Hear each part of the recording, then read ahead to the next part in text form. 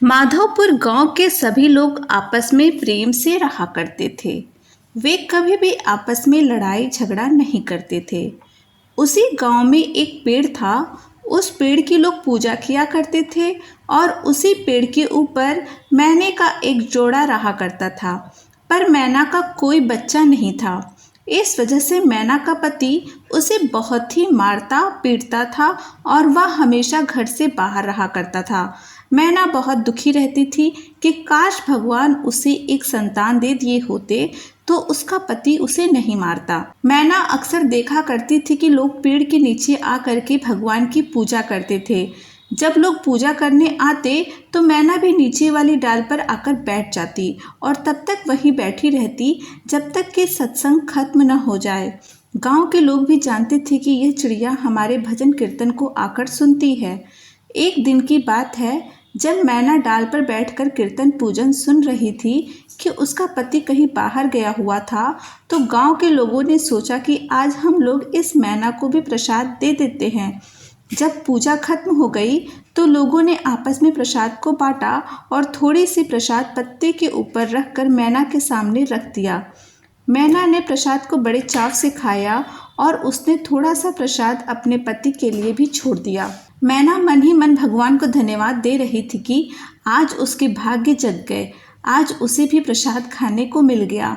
वह भगवान से प्रार्थना करती है कि काश मुझे भी इस जन्म से मुक्ति मिल जाती और मानव जन्म मिल जाता, वह भी भगवान की खूब पूजा अर्चना किया करती। मैना यह सब सोच ही रही थी कि सोचते सोचते शाम हो गई और उसका पति भी घूम करके बाहर से आ गया।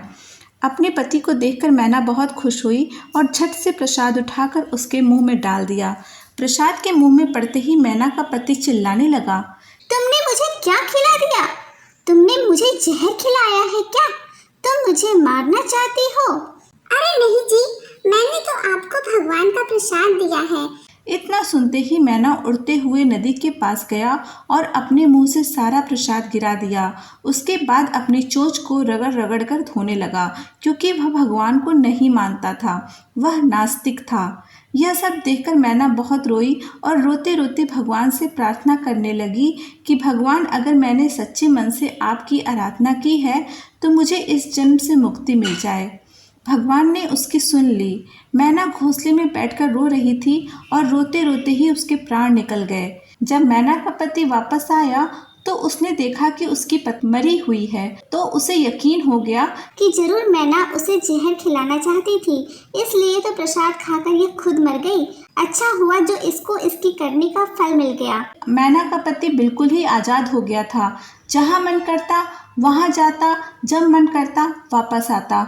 उसे कहाँ पता था कि भगवान ने उसकी पत्नी को मुक्ति दे दी है। मैना का जन्म एक राजा के घर हुआ। राजा और रानी कन्या को पाकर बहुत खुश हुए।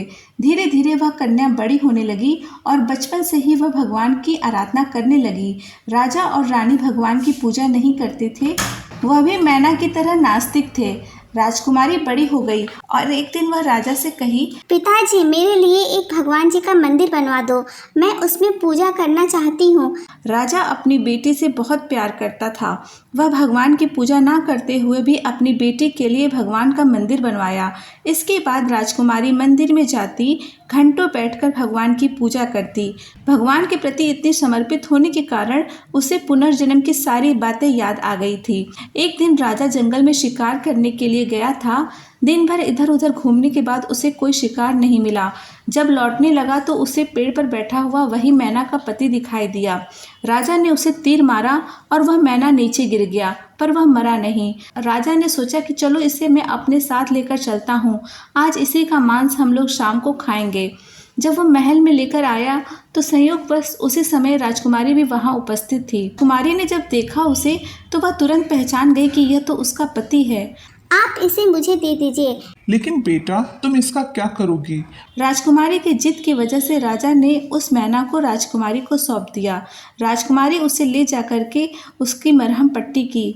जब वह होश में आया तो राजकुमारी बोली, स्वामी, आप मुझे जानते हो क्या? आप मुझे पहचान सकते हो? तुम कौन हो? मैं तुम्हें नहीं जानता। राजकुमारी ने अपने पहले जन्म की सारी बात मैना को बता दी। राजकुमारी की बात सुनते ही मैना को सब कुछ याद आ गया और वह रोने लगा। तुम मुझे छोड़कर क्यों चली गई? तुम्हारे जाने के बाद मेरा हाल बहुत बुरा हो गया। मैं तुम्हारे बिना नहीं रह सकता। जब तक तुम मेरे पास थी मैंने तुम्हारी कदर नहीं की, लेकिन जब तुम मुझे छोड़कर चली गई तो मुझे आभास हुआ कि तुम मेरे लिए क्या हो। यह सब कहकर मैना रो रहा था। राजकुमारी को यह सब देखकर बहुत ही दुख हुआ। वह आज भी अपने पति मैना से बहुत प्यार करती थी। देखो, भगवान की पूजा अर्चना के कारण मुझे उस जन्म से मुक्ति मिल गई। अगर तुम भी अपने इस जन्म से मुक्ति पाना चाहते हो तो तुम्हें भी अपने गुनाहों की माफी मांगनी चाहिए। मैना को भी आभास हो गया था, इसलिए मरते मरते उसने अपने गुनाहों की भगवान से क्षमा मांगी। राजकुमारी ने भी भगवान से प्रार्थना की, आप इसे इस जन्म से मुक्ति दे दीजिए भगवान। मैं आज भी इस जन्म में इसे ही अपना पति स्वीकार करना चाहती हूँ। इसके बाद मैना मर जाता है और फिर मैना का जन्म एक राजघराने परिवार में होता है। धीरे धीरे राजकुमार बड़ा होने लगता है। वह राजकुमारी से छोटा था पर उम्र में वह राजकुमारी से बड़ा लगता है और राजकुमारी उम्र में बड़ी थी पर वह राजकुमार से छोटी लगती है। धीरे धीरे जब दोनों विवाह के लायक होते हैं तो उनका विवाह कर दिया जाता है। राजकुमार को देखते ही राजकुमारी उसे पहचान जाती है। वह बोलती है कि क्या आपने मुझे पहचाना? राजकुमार ने कभी पूजा अर्चना नहीं की थी, इसलिए वह राजकुमारी को नहीं पहचान पाया। राजकुमारी ने उसे सारी बातें बताई। उसके बाद राजकुमार को अपने पिछले जन्म की सारी बातें याद आ गई। उसके बाद राजकुमार और राजकुमारी मिल करके भगवान की पूजा अर्चना करने लगे और दोनों जीवन में हंसी खुशी रहने लगे।